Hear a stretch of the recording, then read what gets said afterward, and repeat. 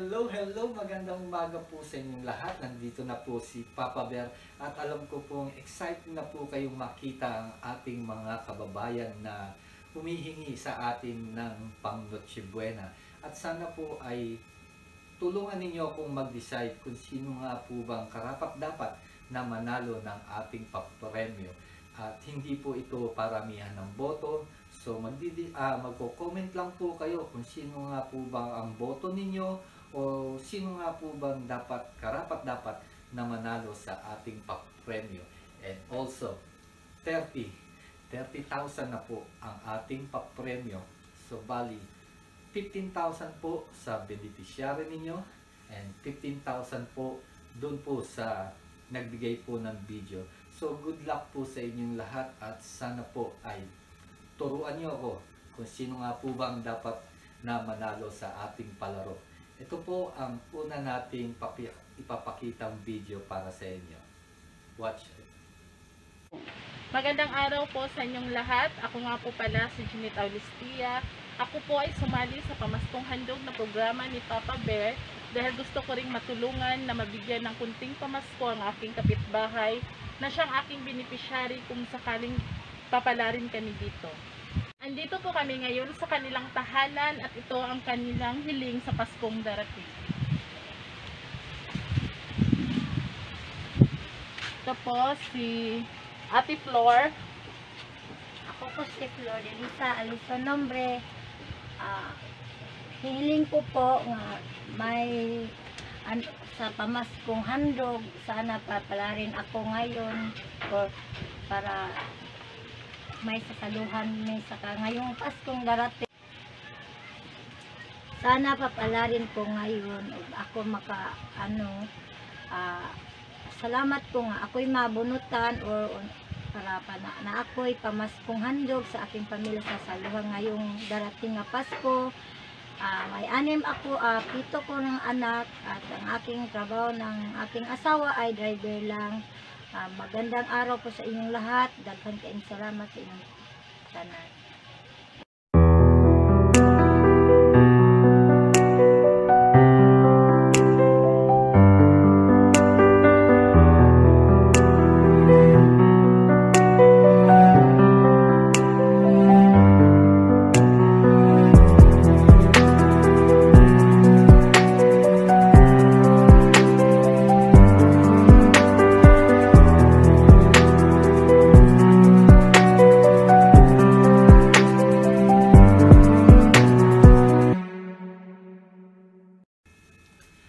So yun po ang ating unang kalahok sa ating palaro. Bali po si nanay ay hindi po siya gaanong marunong magtagalog at Bisaya po siya. So yung mga ibang mga Bisaya dyan siguro maintindihan nyo sila at sana po iboto nyo si nanay. Ang hiling lang po niya na sana ay magkaroon siya ng kahit kaunting pang Noche Buena sa kanilang pamilya. So good luck po kay nanay.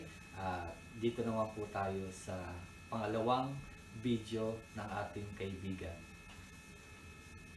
Ayan, ito po si Juana Operario ba? Ayan, tapos ito yung anak niya, si Port. Ano yung mga sakit ng anak mo ulit? Cerebral palsy po, epilepsy, club foot, eating feeding tube. Ayan, siya po yung napili ko na family na tutulungan. Sana po siya yung manalo. Thank you po. Hello po.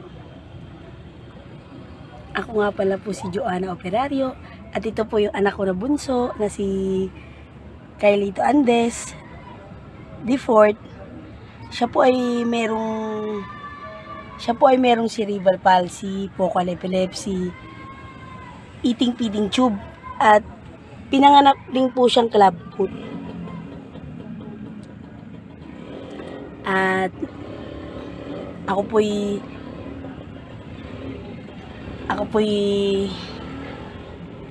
humingi po sa inyo ng pambili po ng tube, gatas, yung mga pangangailangan niya katulad ng gamot.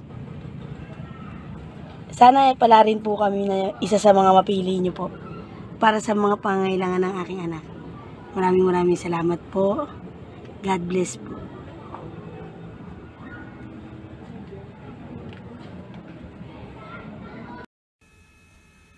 So yun po ang ating pangalawang kaibigan na humihiling na sana ay palarin siya dito sa palarong ito, para kahit papaano ay makatulong tayo ng pambili ng mga gamit ni baby boy, at sana ay palarin siya dito sa ating palaro.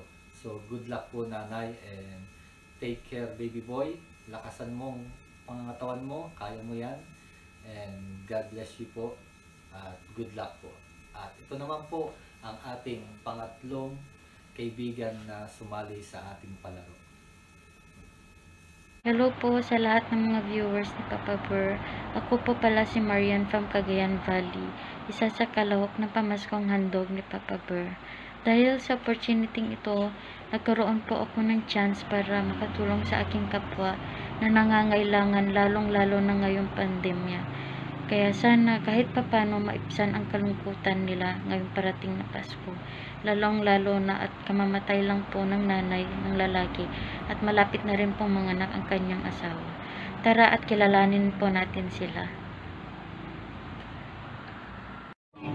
Hello po, ako po si Maricel Paralag. May 2 gulang na anak at kasalukuyang buntis at malapit ng manganak.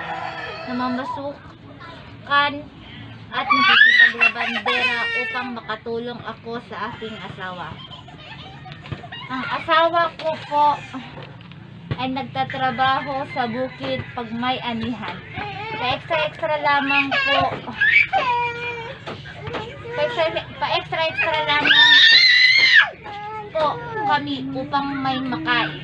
Sa katunayan po na namatay ang aking biyanan at malungkot kami sa darating na Pasko. Sana po mapiling niyo po kami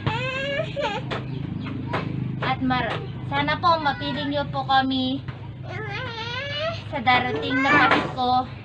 At maraming salamat po sa sponsor at kay Papa Ber. God bless po. So, yun po ang ating pangatlong kaibigan na humihiling at nagbabakasakali na palarin siya dito sa ating palaro.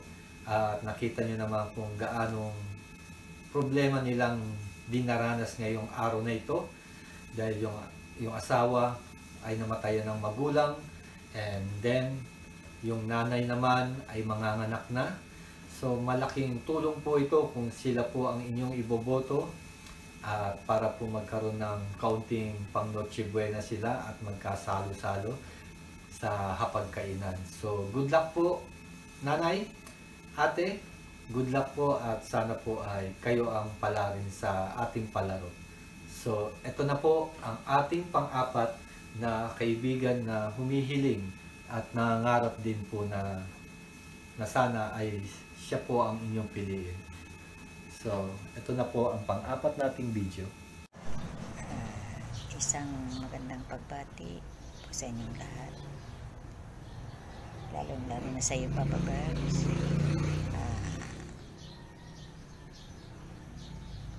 Nakita ko po sa YouTube yung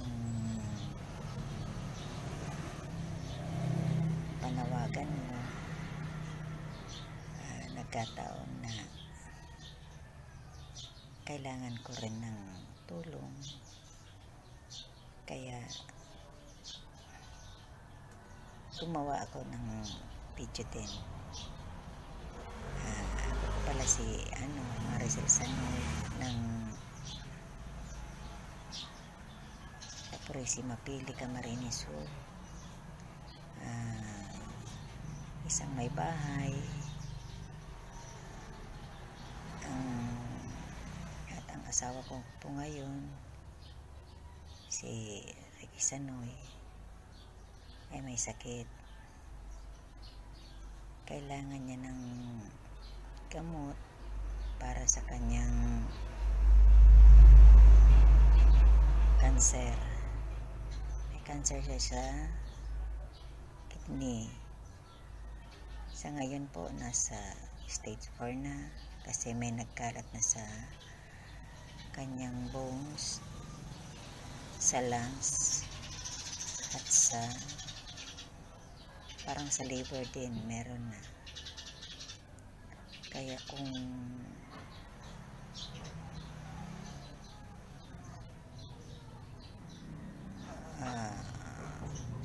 papalarin, sana isa kami sa mapiliin yun. Kasi kailangan talaga namin na pambili ng gamot niya para doon sa ano niya, sa chemo niya, para hindi na magkalat pang masyado yung cancer cells. Siguro kayo na ang isa sa mga paraan na binigay ni Lord para kami ay makakuha o makaipon ng pambili ng gamot niya.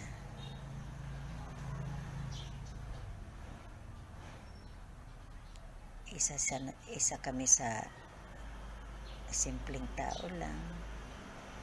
Asawa ko lang ang may nagtatrabaho.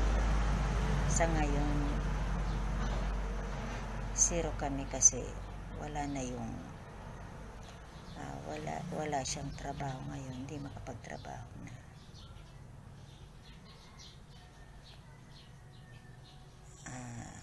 Lubos ang aking pasasalamat kung kayo kung ako isa sa inyong mapipili. Sana matulungan niyo po kami. At tatanawin kong malaking utang na loob to sa inyo kung kami ay matutulungan niyo sa panahon na ngayon. Maraming salamat po.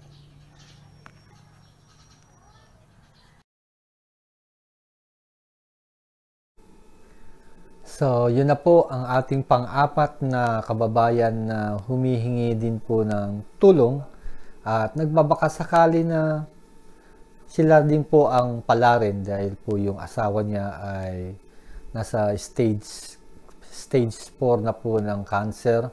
So, sana ay kahit kaunti ay mabigyan natin sila ng kasiyahan, lalo na yung asawa niya kailangan ng gamot para hindi mapabilis ang pagkalat ng cancer niya sa kanyang katawan. So good luck po nanay at God bless you po. Sana po ay lumakas at mawala na rin po yung mga cancer na po yan. So ito na po, punta na po tayo sa panglima nating kababayan. So this is number 5. Good morning yan. So, andito ako ngayon sa pamilyang aking i-interviewin. At eto nga, kumakain silang tanghalian yan. So, magtatanong tayo ngayon.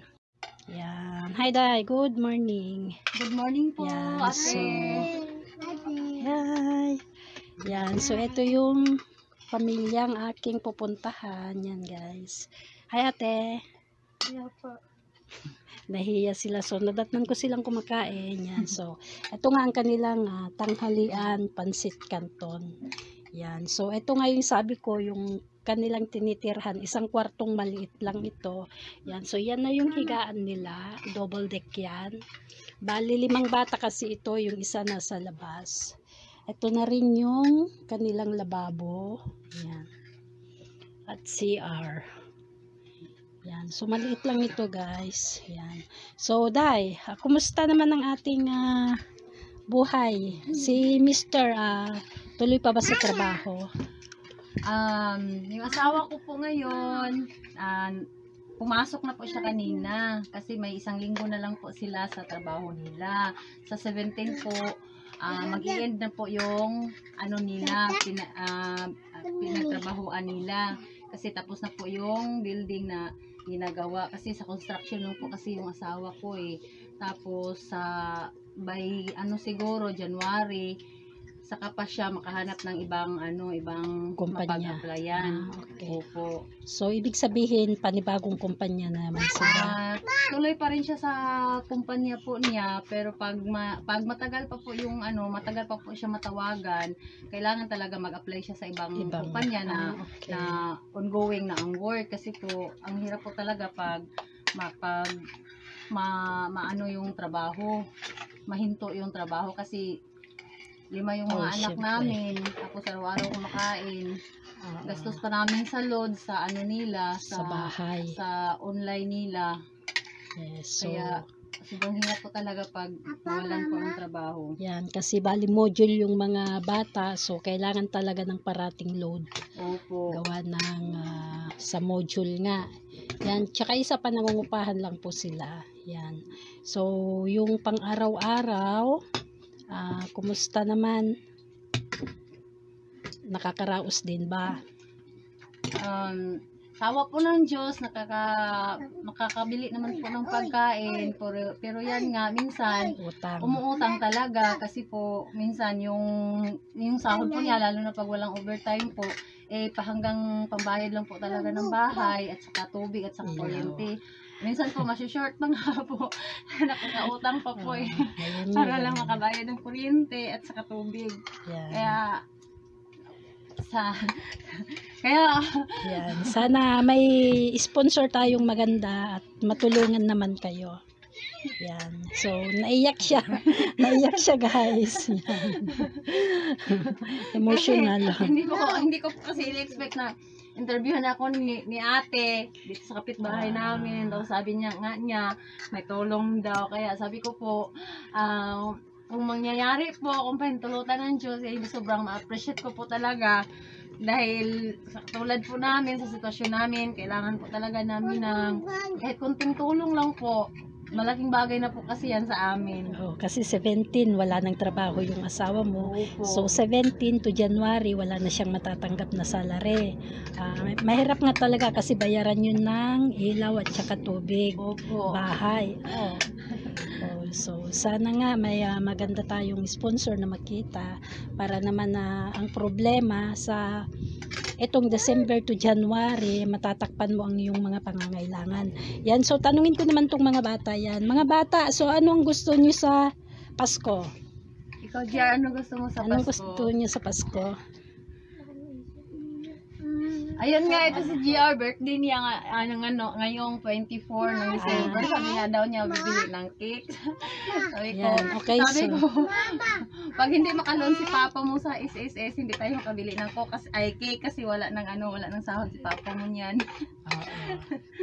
Yan, so ito daw guys, sa December 24 ay birthday niya. So ang hinihiling daw po niya is cake.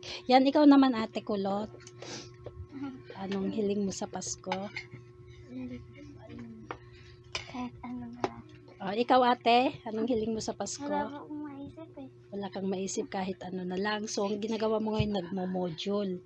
Ikaw ate? Cellphone po. Cellphone. Yan. So, ang kailangan kasi nila is cellphone po para sa module kasi wala pang face-to-face.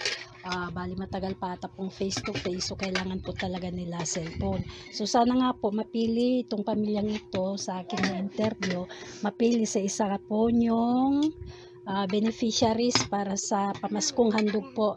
Yan, so Papa Bear, so ito na po yung aking in-interview yung pamilya. Yan, si ate nagcry siya, pati ako nakakry. Nagcry. So Merry Christmas na lang po sa inyong lahat, lalo po sa mga sponsors. Yan, so Merry Christmas po and God bless. Merry Christmas po, Papa Berba. Salamat po sa opportunity na ma-interview kami. And God bless po sa inyo. More blessing pa po sa inyo para marami pa po kayong matulungan. Yan, so God bless po. Merry Christmas and Happy New Year, Papa Bear. Bye-bye po. Bye-bye. So, yun po ang ating panglimang kaibigan na humihingi din ng ating suporta at nagpapasalamat din siya na isa siya sa napili na mabigyan ng opportunity na maaring manalo dito po sa ating palaro. So sana po ay inyong iboto o para po sila ay mabigyan ng magandang pang Noche Buena, sama-sama po sila kahit papaano ay mabigyan natin ng kaunting kasiyahan ang kanilang pamilya. So good luck po sa inyo. At ito naman po ang ating pang-anim at 3 na lang po natitira pagkatapos nitong pang-anim.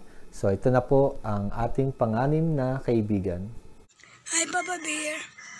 Ito na po yung lupain ng mama ko na bininta niya. Ito mas malaki pa yung nakabili ng lupa kaysa sa bahay niyang natira.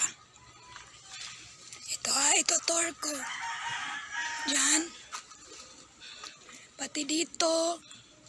Ito yung bahay na gusto kong babawiin sana. Ito. Diyan, nabinta na yan niya. Nang murang-mura lang talaga. Ito po yung amin. Yan po. Yan. Yan po. Oh, yan na lang bahay na tira niya. Yan.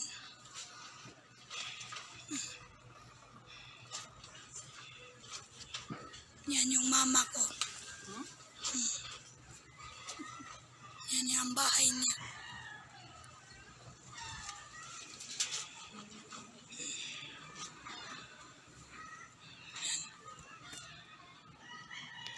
Papasok na po ako. Ito po. Ito lang talaga ang pintuan niyang natira. Sa sobrang sikip. Ito pong CR. Yan. Di na daw po magagamit dahil puno na po. So ayun, wala na silang CR. Naisipan ko po nga siyang tutulungan ko. Kasi ba't pa naman ako maghahanap ng iba sarili kong nangingailangan din. Ayan. Papasok na ako, Papa Bear. Ayan. Ay. Hirap. Ito na po.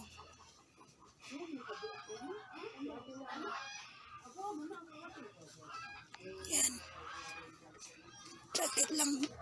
Tatanungin ko muna siya kung ano yung gusto niya ngayong Pasko.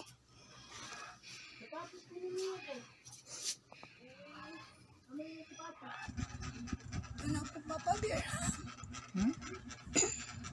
Kasi simula na nagkasakit ako, di ko na siya natulungan. Kaya yun.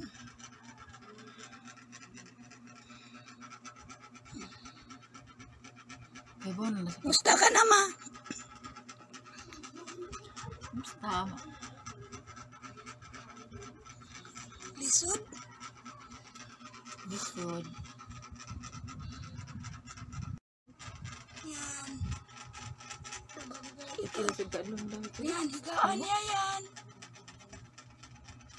Diyan siya nakahiga. Yan.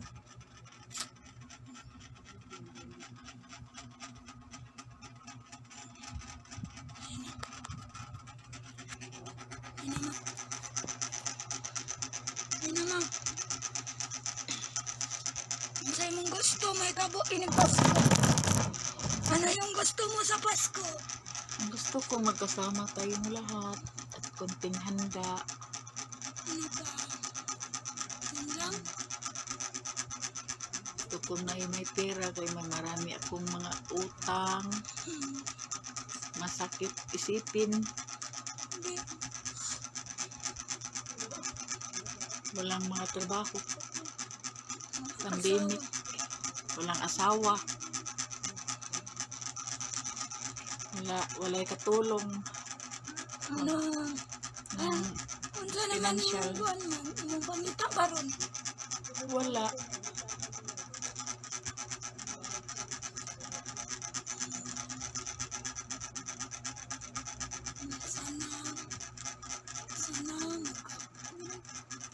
Sana magkasama tayong lahat. Tuwing Pasko. May kunting handa. Ang gusto kong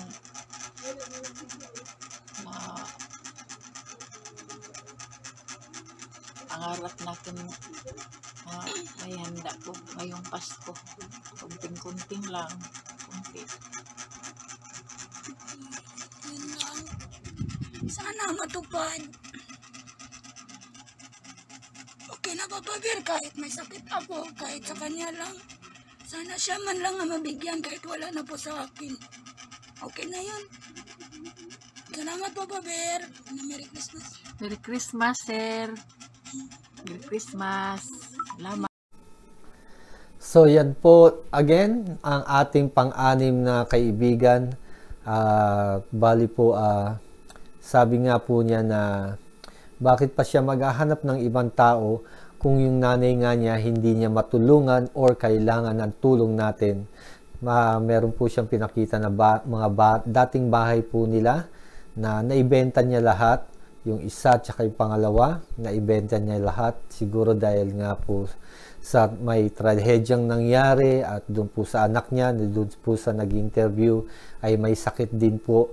So sabi ng anak, bakit pa siya maghahanap ng ibang tao kung yung nanay niya ay hindi niya matulungan. So ito po ang chance na paraan para po na matulungan niya ang kanyang nanay.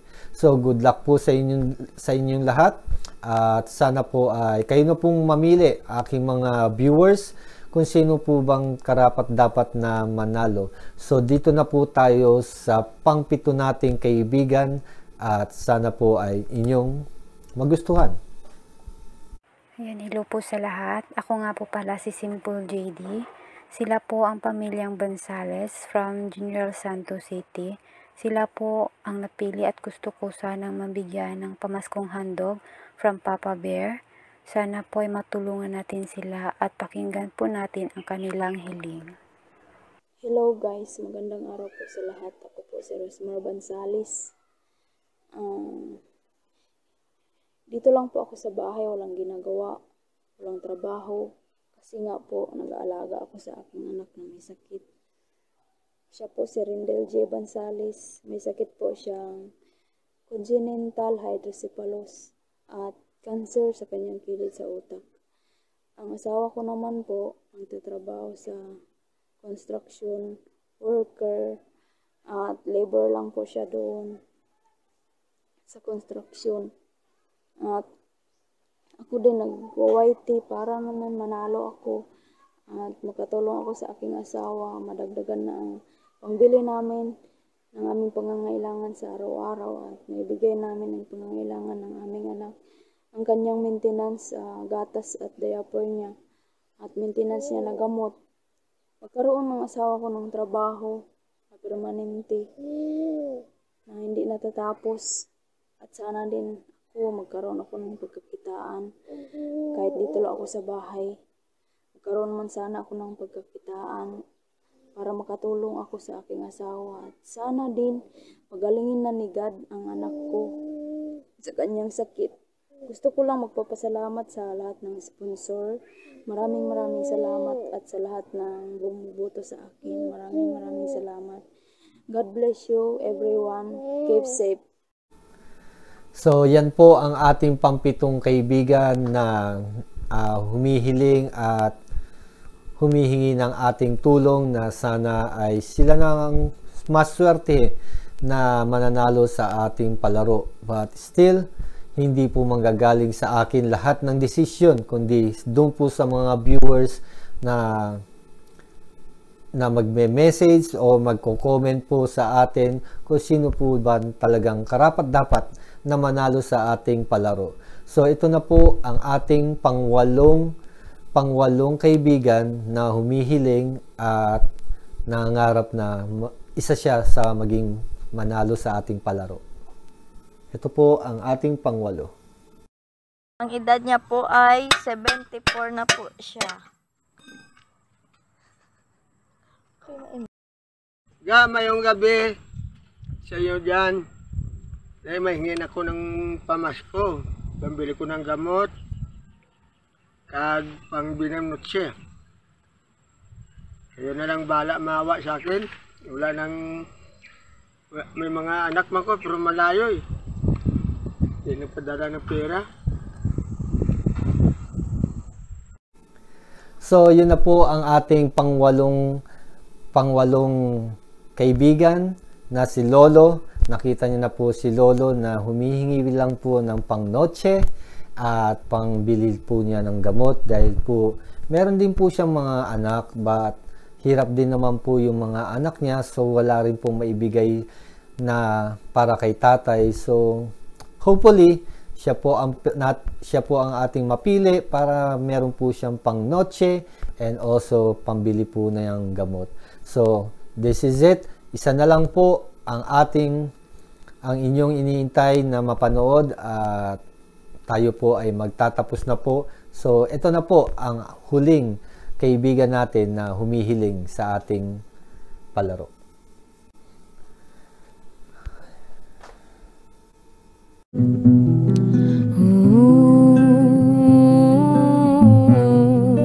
Siya si Marilu Pangiliban at napili ko siya dahil alam kong nahihirapan siya sa kanilang sitwasyon ngayon. Lalo na at may bata pa siyang anak. Ang tanging hiling niya ngayong darating na Kapaskuhan ay ang magkaroon ng kahit kaunting salasal. Halina at samahan niyo akong bisitahin at alamin ang estado ng buhay at kagustuhan ng taong ito. Lalo na ngayong darating na Kapaskuhan. Ang Pasko kasi ay isang mahalagang araw para sa ating lahat ng tao. Tara, samahan niyo ako.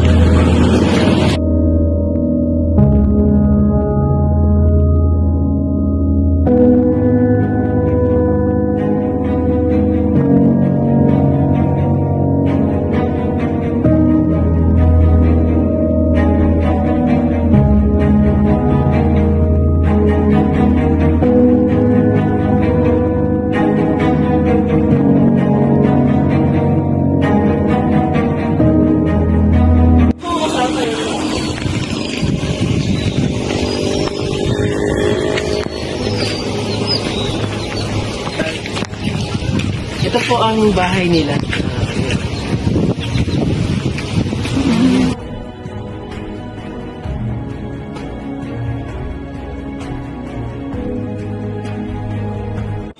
pong pangalan nila? Marilu, Pamatiga. Kamusta naman po ang buhay ninyo ngayon? Ayos ang hirap. Kahit hirap, nakakaraos. Nakakaraos pa rin. Ay, ano po kagustuhan ninyo sa ngayon darating na Pasko? Meron pa din, laging walang sakit ang mga bata. Ay, nakakaraos pa din natin sa araw-araw. Hindi naman. Kunting sali-sali ng Pasko, yun na. Ay di, sana po maging masaya ang Pasko natin. Ano po? Wala akong sakit-sali natin. Wala akong dasal. Sa panahon ngayon. Ay, kamusta naman po ang mga pag-aaral ng ating mga anak dyan? Lalo na ngayong June, sa hirap. Ay, mahirap dahil akin itatlo. Dahil bago maturuan ng isa, siyempre isa-isa, hindi mo mapapagsabay-sabay. So, napakahirap. Dahil kayo June. Ay, ayun nga po. Ay di, sana ngayong Pasko ay, ano pong wish nyo? Bukod po sa nakasabi sa kanina. Sana yung susunod na pasukan face-to-face. At wala na akong pandemic. Hindi na ang higit sa lahat. Kasi hindi mawala na yung COVID na yan. Ay di, sige po, pagbalik po namin dito na meron po tayong mapamasko na para sa ating mga konting salo-salo po. Ayan. Hari na nga. Salamat po at nilang po. Thank you. So, dyan na po tayo magtatapos. Yan na po, nakita nyo na po ang siyam nating mga kaibigan. So, kayo na pong bahalang bumoto o kayo na po ang bahalang mag-comment. Mag-comment lang po kayo at kung sino pong gusto niyong manalo or karapat-dapat na manalo sa ating palaro. At alam ko po dun sa mga bata ay hindi po panandalian na solusyon at gamutan. So, kung sino man pong mga nandyan, sana po ay tulungan nyo po sila dahil hindi po pang madalian po yung sakit ng anak nila. So, maraming pong salamat at magkita-kita po tayo sa December 23 po at magpe-premiere din po ako at i-announce ko po ang swerteng mananalo sa palarong ito. So December 23 po, abangan nyo po ang aking premiere. Sana po ay magkita-kita tayo para po mapanood ninyo kung karapat-dapat po ba yung aking piniling nanalo. At kung hindi man, pagpasensyahan nyo na po ako kung hindi ko po kayo napili or mali ang aking pagpili. Pero hopefully, sa tulong ninyo ay magiging tama po ang aking pipiliin. So good luck po sa inyong lahat. Sa December 23 po, tayo po ay magkita-kita ulit at doon ko po i-announce kung sino po ang nanalo. So maraming pong salamat sa pag-stay ninyo at doon po sa mga taong nagpalipad at doon po sa mga taong magpapalipad pa po. At don't worry po, lahat po ng inyong pinapalipad at lahat po ng inyong tinulong ay ating ibibigay po sa ating mga kababayan.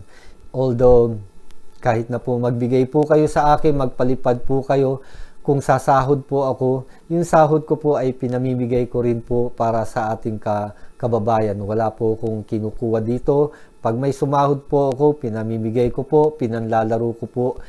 Nagpapalaro po ako para sa ating kababayan para may konting ngiti man lang sa kanila at maibsan yung kalungkutan at nagkaroon ng konting-konting salo-salo, tawanan at ang aking pinamimigay. Lumaki lang po itong aking palaro dahil po sa taong aking mga kaibigan na hiningan ko po ng support para po mabigyan po ng magandang Noche Buena ang ating kababayan at isa na po kayo doon sa lucky na mananalo. So, ang balita po, 30,000 na po. 30,000 na po ang inyong mapapanalunan. 15,000 sa beneficiary ninyo at 15,000 dun sa nagbigay ng video sa akin. So good luck po sa inyong lahat at dun po sa mga gusto pa pong magpalipad lang po kayo dahil po ayan ay mapupunta po sa magandang bulsa, hindi po sa bulsa ko. Ako po ay sapat na nandito nagtatrabaho, nandito ang aking pamilya, hindi nagkakasakit. So, hindi ko na po kailangan ng yumaman pa